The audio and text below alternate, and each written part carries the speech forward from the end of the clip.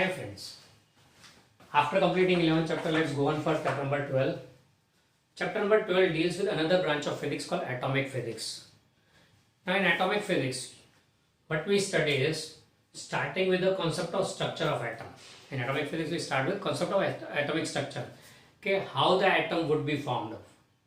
We right now know that in the atom there is a nucleus consisting of protons and neutrons, and electrons are revolving around the nucleus in different orbits. Okay, that we know very well right now. But this is a situation dating back to end of 19th century.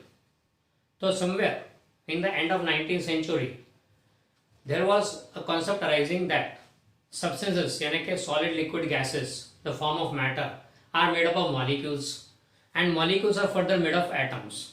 That was a concept which arose in late 19th century.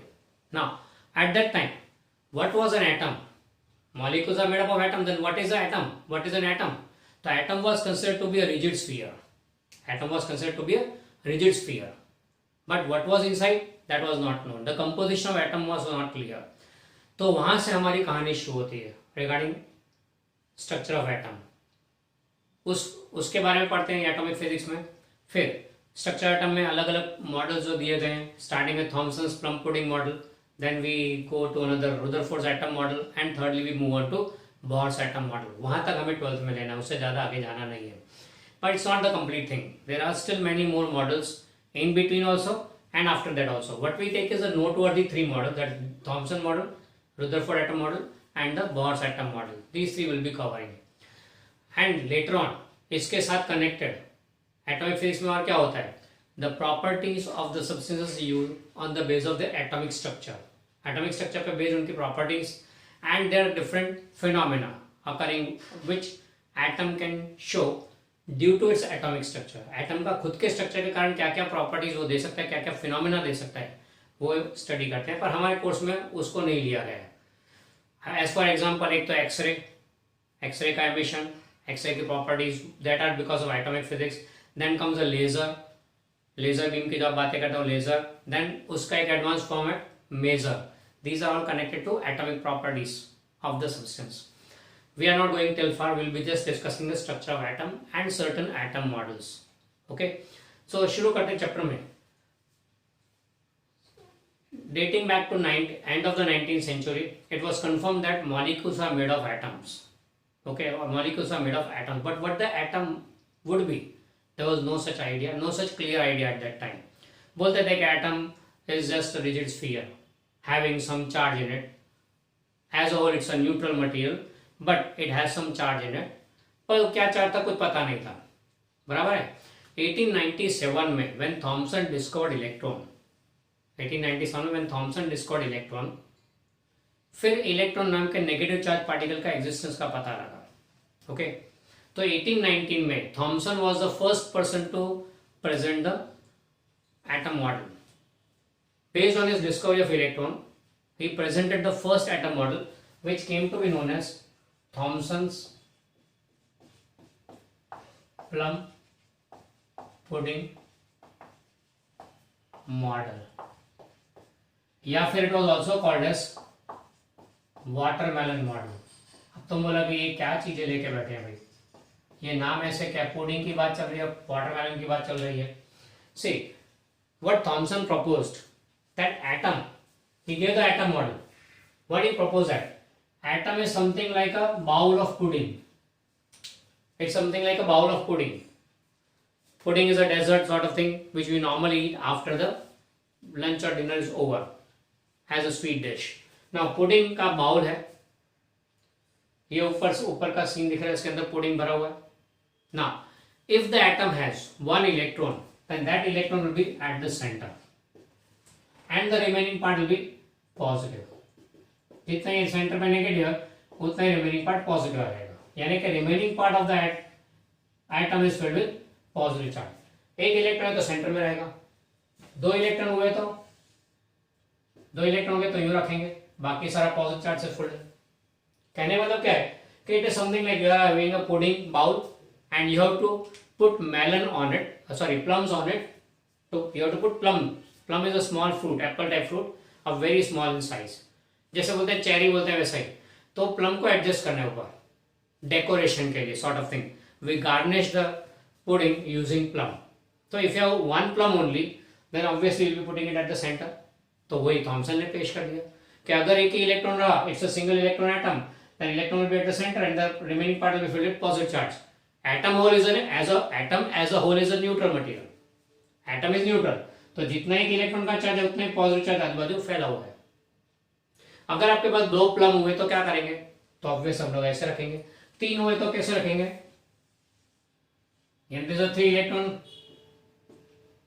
Three electron atom, तो उसमें ऐसे रहेगा, बाकी सारा positive charge से full. कहने का मतलब क्या है कि electrons in the atom are adjusted in such a way that there is a plum put on the pudding surface. Sir multiple electrons हुए तो क्या होगा? बहुत सारे इलेक्ट्रॉन्स हुए तो उसमें पुडिंग के ऊपर प्लम ही डाल के खाली दिखा पुडिंग दिखेगा ही नहीं, ऐसा तो होता नहीं है ना. तो what we do is when there is a case of many electrons atom, तो उस केस में वाटरमेलन मॉडल आ जाएगा. अब वाटरमेलन मॉडल में क्या चीज है? You all might have seen watermelon. अब वाटरमेलन पूरा है, उसको आधा काट दो. आधा काटोगे तो फिर जो दिखेगा आपको विल बी व्हाइट बॉर्डर, बीच में रेड कलर का मेलन का पल्प, वाटरमेलन का pulp, and in that there will be black coloured seeds. अब watermelon is such a nature's gift in which seeds, when you see inside the pulp, they are adjusted in a perfect geometric pattern. You will be astonished to see that, to hear that.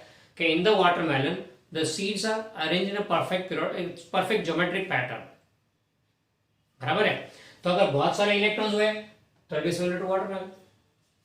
Watermelon is an atom जिसमें seeds are electrons, बाकी red pulp is a positive charge. बराबर, ये Thomson ने propose किया. But this model could not last long. क्यों? Because of limitations. क्या? एक तो इलेक्ट्रॉन का ऐसे free adjustment with a positive charge is not acceptable. The system stability does not hold. बराबर, ऐसे फ्रीली इलेक्ट्रॉन कहीं पे भी है, चार्ज सारा आजू बाजू भरा हुआ है पॉजिटिव चार्ज, तो that does not make the atom stable. तो एटम की स्टेबिलिटी का क्वेश्चन मार्क उठता है ऐसे एडजस्टमेंट में. तो एक तो stability, atom is a stable material, उसकी स्टेबिलिटी के बारे में यहाँ कोई क्लियर आइडिया नहीं है. दूसरा, एटॉमिक स्ट्रक्चर के कारण, due to atomic structure the substance are emitting certain radiations of definite wavelengths. उसके बारे में यहाँ कोई कंसेप्ट नहीं है एमिशन ऑफ रेडिएशन के बारे में. बराबर है. तो ये कुछ 2-3 पॉइंट्स हैं जिसके बेस पर हम बोल सकते हैं. हमारे लिए तो इतना ही है, बाकी there is more details available, but for us 1-2 points are more than enough. एक तो stability, the such free existence of free charge, electron positive charge both together is not acceptable.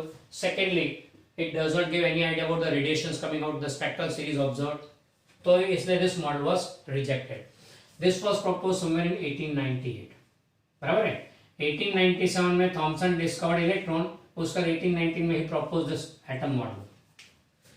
पर ये एटम मॉडल ज्यादा नहीं चला क्योंकि इसके limitation के कारण फिर और 2-3 और मॉडल आए, but we are not interested in them. Now we move over to the next noteworthy model. We are not taking all the models coming in between. We take the next noteworthy model which was presented in 1912 by Rutherford. ये Rutherford ने atom model 1912 के आसपास उन्होंने ये propose किया था. 1911 और 1912 उन्होंने प्रपोज किया था एटम मॉडल. अब रुदरफोर्ड ने ये जो एटम मॉडल प्रपोज किया उसके बारे में हमने बात कर रही है. बराबर है. तो next we go for Rutherford atom model.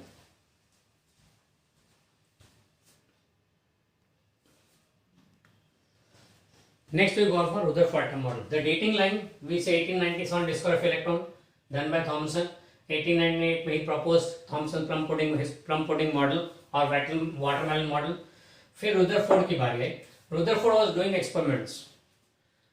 He did a series of experiments in the year in 1906 to 1911.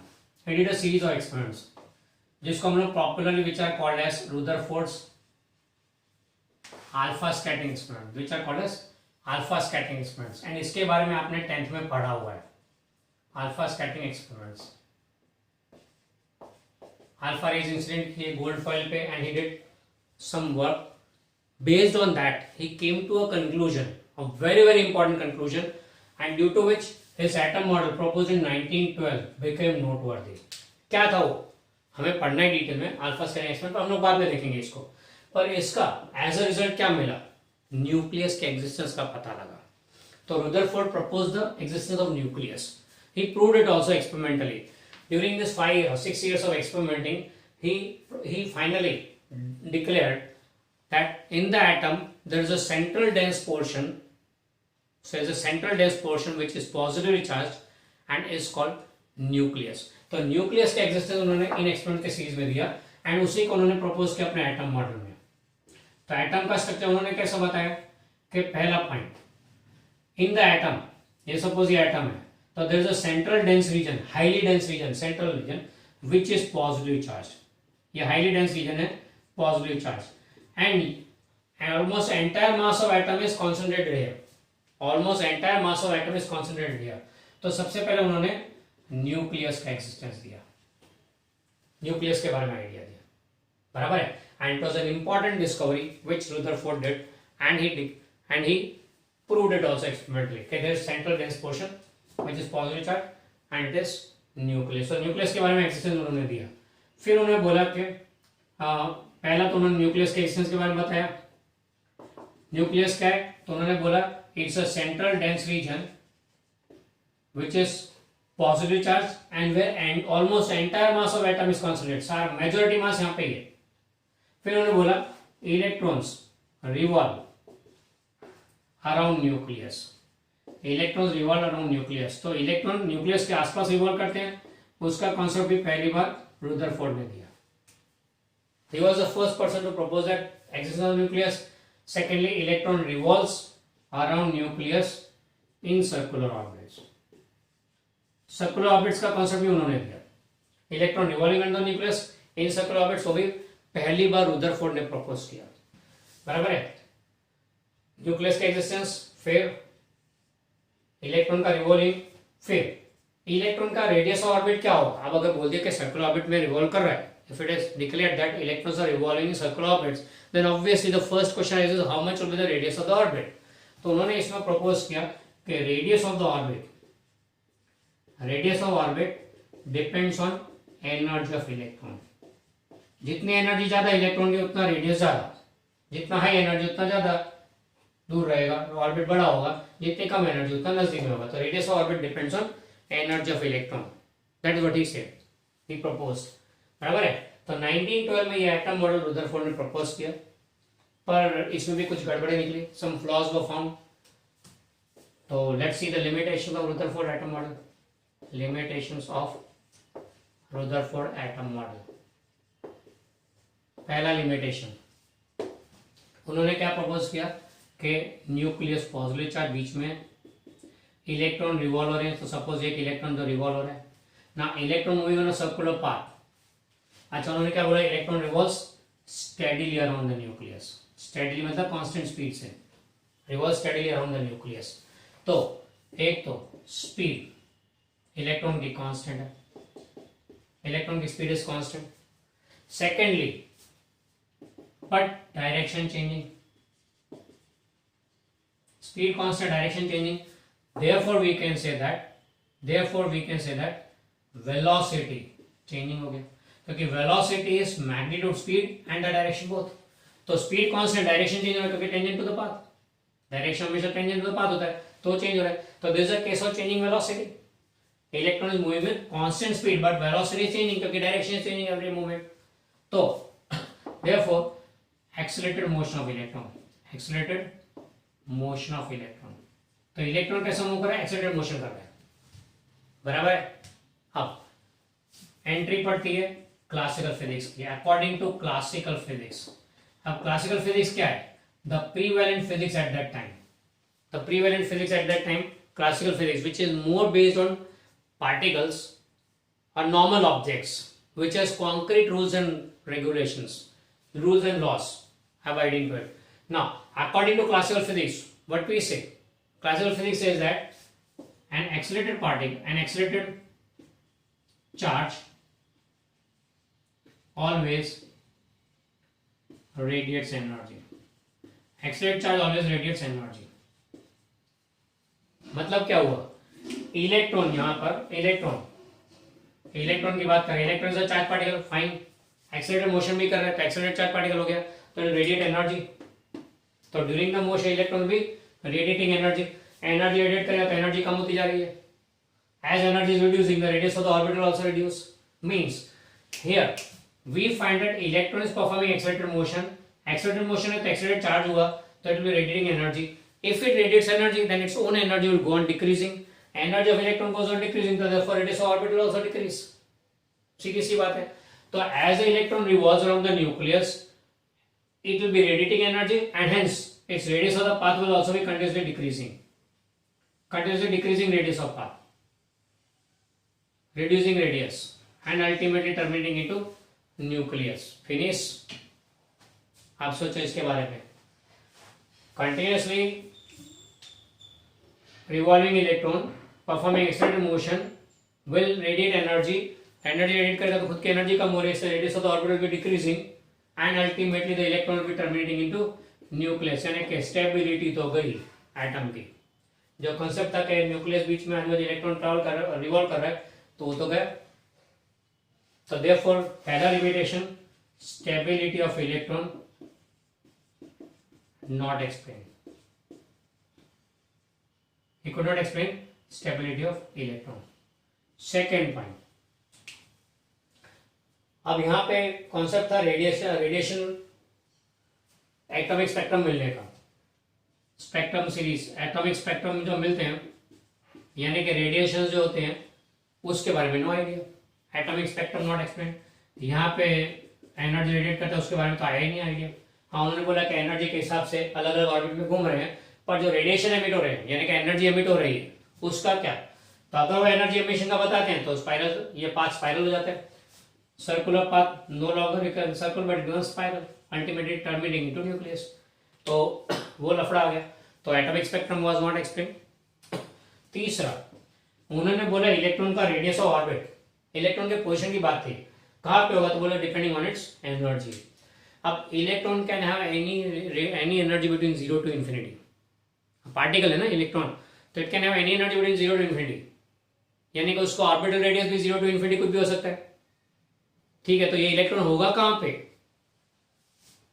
Proper position of electrons was not explain, बराबर है, इन distribution of electrons was not clear here, बोला कि कहाँ होगा electron, तो बोले तो उसके एनर्जी पे डिपेंड, तो means it becomes N ambiguous thing. तो तीसरा लिमिटेशन भी बोल सकते हैं कि distribution of electrons not explain. ये तीन लिमिटेशन के कारण Rutherford atom model was not accepted, पर फिर भी नोटवर्दी क्यों, इन्होंने न्यूक्लियस का कॉन्सेप्ट दिया, एंड ये न्यूक्लियस का कॉन्सेप्ट दिया। Secondly, electron revolves around the nucleus, वो भी पहली बार बताया उन्होंने, एंड सर्कुलर ऑर्बिट्स का आइडिया दिया। ये तीन पॉइंट ऐसे हैं which are very close to our right now our current accepted model of atom. Currently हम जो एक्सेप्ट करते हैं एटम मॉडल को, उसके ऑलमोस्ट नजदीक है, यानी कि पायनियर यहाँ से हुई, शुरुआत यहाँ से हुई थी उन बातों की कि atom has a nucleus, electron revolves around the nucleus in circular orbits, and फिर वो जो बातें की वो सारी की सारी बेस थी, जिसके बेस पर से अभी का जो करंट मॉडल एक्सेप्टेड है उसके साथ मैच कर रहा है, इसलिए becomes a noteworthy atom model.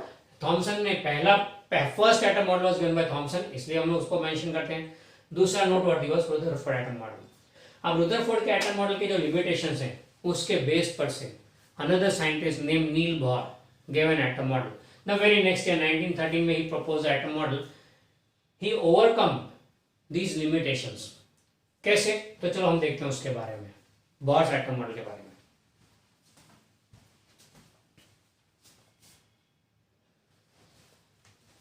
So after Rutherford give atom model and it's limitation, हमने ये लिमिटेशन नोट कर लिया रुदरफोर्ड एटम मॉडल की। पहली limitation, stability of electron was not explain, क्योंकि इलेक्ट्रॉन का path no longer remain circular, it terminated into the nucleus, moving on a spiral path. Secondly, talked about distribution of electron. He didn't talk about distribution of electron. Thirdly, atomic spectrum के बारे में कोई idea नहीं दिया। ये तीन limitation के कारण Rutherford atom model was rejected. Now we see, उसके बाद 1913 में Niels Bohr given atom model, बराबर है। इस एटम मॉडल में मेनली उसका थ्रस्ट क्या था, एक तो स्टेबिलिटी ऑफ एटम एंड दूसरा एमिशन ऑफ स्पेक्ट्रल लाइंस। ये दो बात को ध्यान में रखते उन्होंने एटम मॉडल प्रपोज किया। In the atom model he proposed, in the atom model he gave two hypothesis. चलो पहला हाइपोथेसिस देखते हैं। नाउ यहाँ पे we are using hypothesis not postulate. Postulate word क्या है यहाँ पे इम्प्रॉपर है। Postulate means these are accepted facts. Postulate means accepted facts as we have in geometry. Hypothesis means these are proposals. May be true, may not be true. Hypothesis means proposals which may be true, which may not be true. तो Bohr ने अपने atom model में hypothesis पेश की which was basically considered as a postulate also. पहले उन्होंने बोल दिया कि इसको मान लो, मैं बाद में प्रूव करके देता हूँ।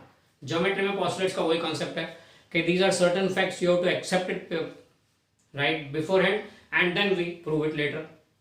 बराबर है। वैसे ही यहाँ पे भी पोस्टुलेट का कॉन्सेप्ट लगा है, तो कई बुक इसको पोस्टुलेट करके रिफर करेगी, कई इसको हाइपोथेसिस के फॉर्म में रिफर करेगी। तो पहला हाइपोथेसिस गिवन बाय बोहर, उन्होंने क्या बोला, इलेक्ट्रॉन रिवॉल्व्स अराउंड न्यूक्लियस। तो बोहर ने न्यूक्लियस के एक्सिस्टेंस को डायरेक्टली एक्सेप्ट कर लिया एज प्रपोज्ड बाय रुदरफोर्ड।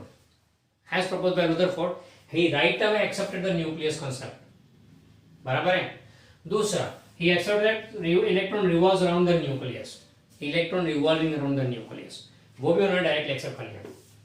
बराबर है। तो रुदरफोर्ड के दो कॉन्सेप्ट को डायरेक्टली एक्सेप्ट कर लिया कि न्यूक्लियस है, एक्सिस्टेंस ऑफ न्यूक्लियस एक्सेप्ट कर लिया, electron revolving around the nucleus भी एक्सेप्ट कर लिया इन सर्कुलर ऑर्बिट्स। अब ये सर्कुलर ऑर्बिट्स का भी कॉन्सेप्ट उन्होंने डायरेक्टली एक्सेप्ट कर लिया कि नहीं बिल्कुल सही है। तो ये तीन बातें जो रुदरफोर्ड ने हाईलाइट की थी इन इस nuclear atom model was directly accepted by Niels Bohr also. तो उन्होंने क्या बोला, electron revolves around nucleus in circular orbits. अब सर्कुलर ऑर्बिट्स कौन से, तो इन सच सर्कुलर ऑर्बिट्स। अब उन्होंने कंडीशन रख दी उसके ऊपर, उसके बारे में, फॉर विच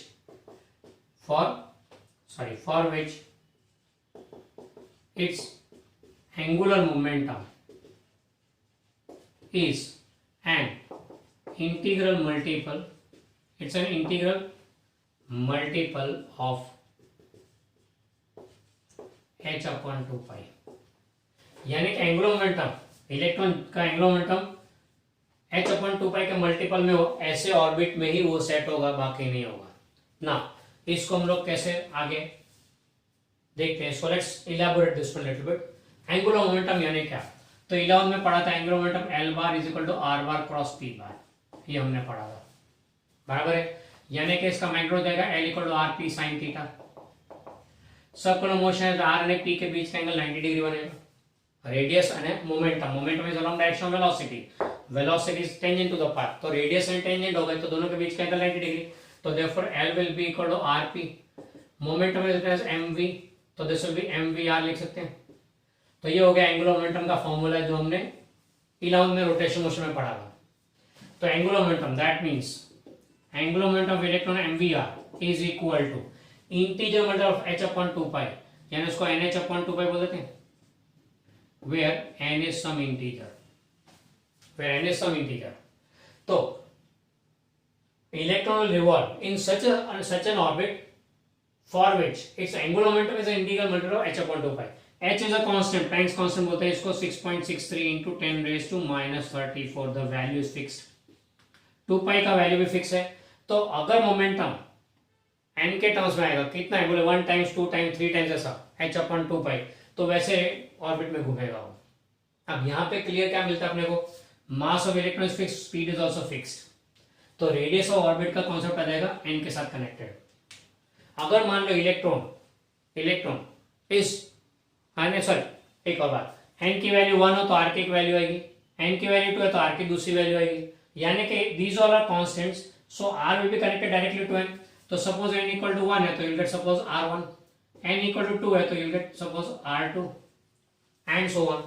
बराबर है, n के साथ r कनेक्टेड। अब एक इलेक्ट्रॉन के बारे में बात की हमने, उस इलेक्ट्रॉन का एंगुलर मोमेंटम फाइंड किया, तो that angular momentum comes out to be h upon 2 pi का 2 टाइम्स आता है, 2 times of h upon 2 pi. तो n की वैल्यू 2 हो गई तो उसका रेडियस ऑर्बिट r2 हो गया। अगर उसका एंगुलर मोमेंटम 10 टाइम्स आता है, angular momentum of electron comes out to be 10 times h upon 2 pi, तो उसका ऑर्बिट r10 हो जाएगा। तो n इक्वल टू 10 के लिए डिफाइंड है कोई वैल्यू, कैलकुलेट करके यहाँ पे तो R10 आ जाएगा। यानी कि now it is more precise कि based on this angular momentum which number comes here and उसके मुताबिक कौन सा रेडियस होगा। यानी नाउ इलेक्ट्रॉन का डिस्ट्रीब्यूशन मोर क्लैरिफाई हो गया, इलेक्ट्रॉन का डिस्ट्रीब्यूशन मोर क्लियर हो गया कि इलेक्ट्रॉन कहाँ पे रिवॉल्व करेगा। तो ऑर्बिट का रेडियस का अंदाजा यहाँ पे डायरेक्टली आ जाता है बेस्ड ऑन एंगुलर मोमेंटम। बराबर है, इसको हम लोग क्वांटाइजेशन ऑफ एंगुलर मोमेंटम बोलते हैं, क्योंकि angular momentum integer multiple of h/2 integer multiple of some fix value h/2 that means it is quantized. तो यहाँ पे उन्होंने क्वांटाइजेशन का कॉन्सेप्ट भी लिया, क्वांटाइजेशन ऑफ एंगुलर मोमेंटम का। बराबर है, तो ये हो गया एक बार। तो उन्होंने एक पॉइंट तो एक लिमिटेशन तो क्लियर कर दिया कि इलेक्ट्रॉन कहाँ पे होगा, वो मोर प्रिसाइसली ही एक्सप्लेन। चलो दूसरा, इसी हाइपोथेसिस में further he said that electron revolves steadily in this orbit. अच्छा, अब उसको यहाँ पे लेते हैं, electron revolves steadily around the nucleus. Now electron revolves steadily in the nucleus and this orbit of in this orbit electron, अच्छा इस orbit को नाम देते हैं, this orbit was given the name stationery orbit. Stationery orbit और stationery state बोलते हैं इसको। बराबर है, फिर उन्होंने इस पोस्टर में बोला कि electron revolving in stationery state, electron revolving in stationery state do not radiate energy, do not radiate energy, यानी एनर्जी रेडिएट नहीं करेंगे। तो यहाँ पे क्लासिकल फिजिक्स के साथ थोड़ा क्लैश हो गया। क्लासिकल फिजिक्स क्या बोलता है, electron is a charge particle performing accelerated motion, तो इट शुड रेडिएट एनर्जी। पर यहाँ तो उन्होंने क्लियरली हाइपोथेसिस में दे दिया है, पोस्टुलेट बना के दे दिया है कि नहीं, they can not radiate energy. अब रेडिएट नहीं करेंगे एनर्जी, तो इसलिए इसको नाम दे दिया stationery state. If they do not radiate energy, if they do not radiate energy that means what, energy radiate नहीं करेगा तो रेडियस ऑर्बिट कम नहीं होगा, रेडियस ऑर्बिट कम नहीं होगा तो स्पाइरल पाथ नहीं आएगा, सर्कुलर रहेगा, तो stability of atom is also clear. अब इलेक्ट्रॉन जाके न्यूक्लियस में तो घुसेगा नहीं। बराबर है, क्लासिकल फिजिक्स क्या बोलता है कि नहीं, इट शुड रेडिएट एनर्जी, पर इन्होंने तो पोस्टुलेट में एक्सेप्ट कर लिया कि no it does not radiate energy. Electron prove भी किया कि एनर्जी स्टेडी रहती है उसमें, it does not decrease, that means electron does not move out of the orbit. Okay, तो यहाँ एक बात क्लियर कर दी कि electron revolving in stationary orbit does not radiate energy, does not radiate energy. तो एक और लिमिटेशन ओवरकम हो गया। बराबर है, तो यहाँ ऑर्बिट में कौन से ऑर्बिट में घूमेगा एंड क्यों उस ऑर्बिट का रेडियस डिक्रीज नहीं होगा उसके बारे में बात कर दी। अब रही बात एटॉमिक स्पेक्ट्रम की, एनर्जी रेडिएट, अब यहाँ तो बोलते एनर्जी रेडिएट नहीं करता, तो फिर इलेक्ट्रॉन स्पेक्ट्रल सीरीज के स्पेक्ट्रल लाइंस कैसे एमिट करता है, एटॉमिक स्पेक्ट्रम कैसे मिलता है, तो उसके लिए एक तो हाइपोथेसिस नंबर 2 या फिर पोस्टुलेट नंबर 2।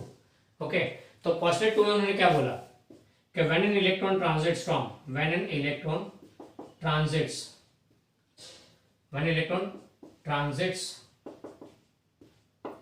फ्रॉम, अब तुम बोलोगे ट्रांजिट क्या होता है, मीनिंग ट्रांजिट यानी क्या, it's a technical word, physics का टेक्निकल वर्ड है, ट्रांजिशन का वर्ब बनाया हुआ ट्रांजिट्स। ट्रांजिशन यानी क्या, jumping, simple English jumping.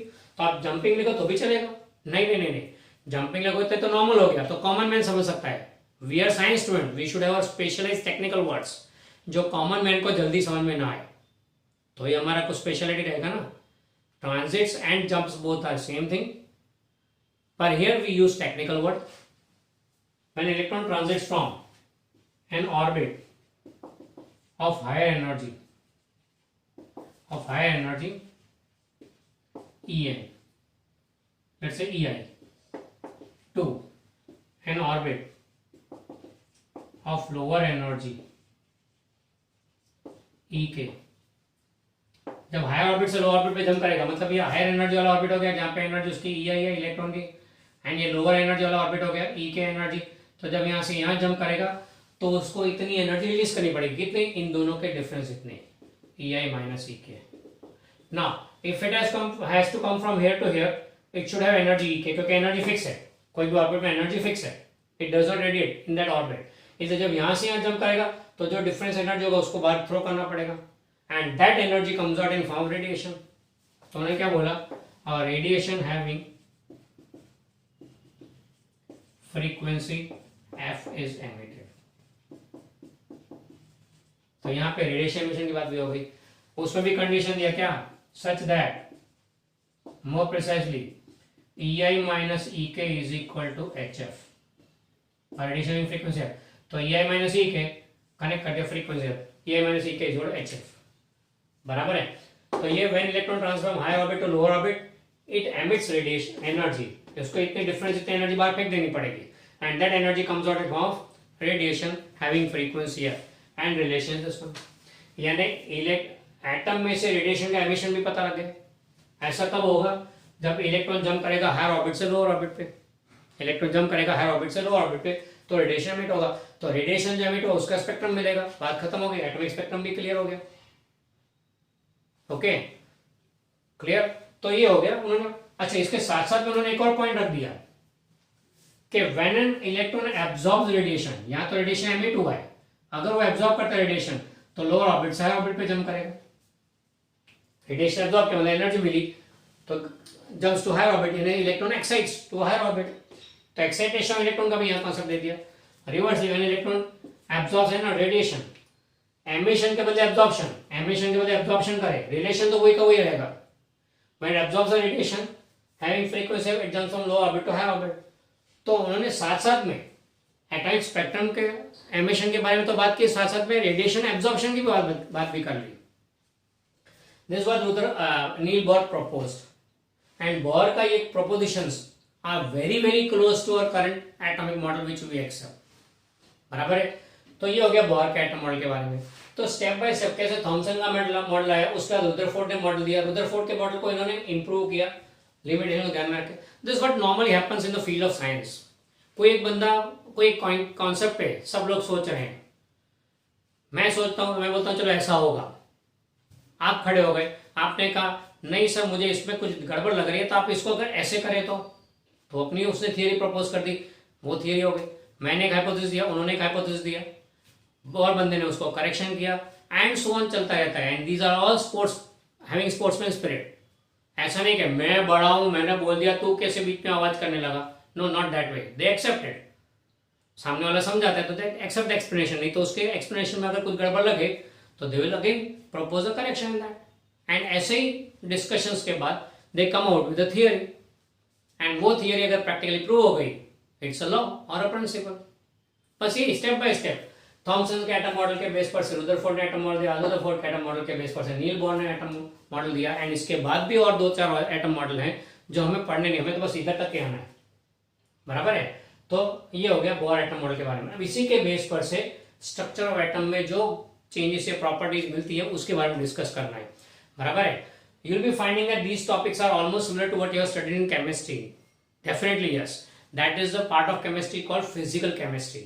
Physics के कॉन्सेप्ट को यूज के केमिस्ट्री में फिजिकल केमिस्ट्री बोलते हैं, तो यही चीज है। अब अगले लेक्चर में हम लोग चलेंगे बोर एटम मॉडल को ध्यान में रख के will be take finding the different properties of electrons, based on that we'll be talking about atomic spectrum which are emitted. Okay.